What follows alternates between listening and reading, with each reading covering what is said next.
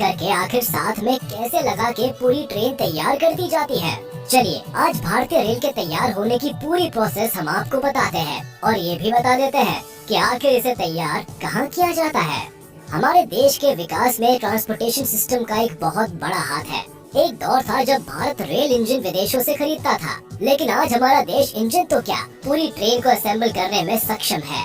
जी हाँ, आपको रोज कम खर्च में सफर करने वाली ये ट्रेन भारत में ही असेंबल होती है। इसे बनाने और जोड़ने का जिम्मा भारत की कुछ कंपनीज पर होता है। वैसे बता दे कि एक ट्रेन को बनाने में कई चीजों का ख्याल रखा जाता है। इसकी मैन्युफैक्चरिंग के कई चरण होते हैं। Full scale design train model से लेकर कोच के डिजाइन और असेंबल तक कई चीजों का ख्याल रखना जरूरी होता है। लेकिन इन्हें जोड़ने से पहले कोच, पहिए और इंजन को बनाया जाता है। ट्रेन में मजबूत पहियों की एक बड़ी जिम्मेदारी होती है। रोज रफ्तार से दौड़ने के लिए इनका परफेक्टली काम करना जरूरी होता है, इसीलिए इसे बनाने की प्रोसेस भी आसान नहीं होती है। ट्रेन के पहिए को बनाने के लिए सबसे पहले रॉड को बनाया जाता है। इसके लिए सबसे पहले उन्हें ब्लेड से छोटे छोटे टुकड़ों में काटा जाता है।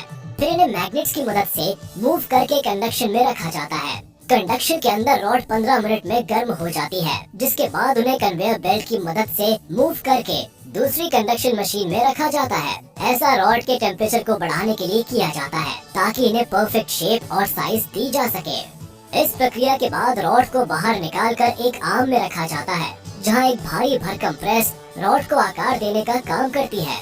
लगातार 2 बार प्रेस करने से रॉड पहिए की परफेक्ट शेप में आ जाते हैं। खैर अभी काम खत्म नहीं होता, क्योंकि आगे रोलर प्रेस की मदद से पहियों को प्रेस किया जाता है ताकि वह पटरी पर चलते हुए अपने ग्रिप बनाकर दौड़ सके। पहिए को एक शेप देने के बाद बारी होती है उसके बीच के हिस्से को काटने की। इसके लिए पहियों को दूसरी रोलिंग प्रेस मशीन पर रख दिया जाता है और उसके बीच के हिस्से को काट दिया जाता है। इसके बाद पहियों की लंबाई को नापकर उन्हें पानी में ठंडा होने के लिए छोड़ दिया जाता है। पहियों के नॉर्मल टेम्परेचर पर आते ही उन्हें एक परफेक्ट डायमेंशन में लाने के लिए उनकी रिम और एजेस पर काम किया जाता है।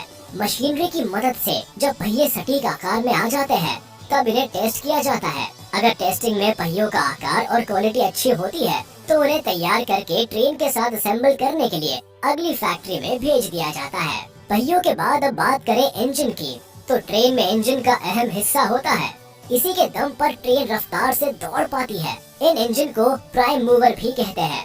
वैसे बता दें कि ट्रेन में लगे इंजन बहुत बड़े और टेक्निकल होते हैं, जिनमें 16 सिलेंडर्स, 32 वाल्व और 1 लाख से लेकर 1.5 लाख सीसी तक का डिस्प्लेसमेंट होता है। इंजन के अलावा कोच ट्रेन का वो हिस्सा होता है जिसमें बैठकर आप अक्सर ट्रैवल करते हैं। लेकिन ये सवाल कभी किसी के जहन में नहीं आता कि आखिर इन्हें तैयार कैसे किया जाता है। बहुत कम लोग जानते हैं कि ट्रेन के डिब्बे को स्टेनलेस स्टील से बनाया जाता है, जबकि इसके इंटीरियर हिस्से को बनाने में एल्यूमिनियम का इस्तेमाल होता है।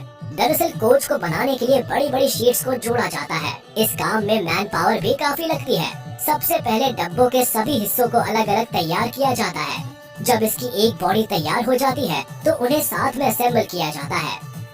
भारत में रेलवे कोचेस बनाने का काम 1955 से पेराम्बूर, चेन्नई के इंटीग्रल कोच फैक्ट्री में होता है। यहाँ रेल डब्बों की मैन्युफैक्चरिंग के हर हिस्से पर काम होता है। इनके मॉडल से लेकर बॉडी असेंबली और टेस्टिंग का पूरा ख्याल रखा जाता है। जब कोच की बॉडी तैयार होती है, तो उसे पेंटिंग के लिए भेज दिया जाता है।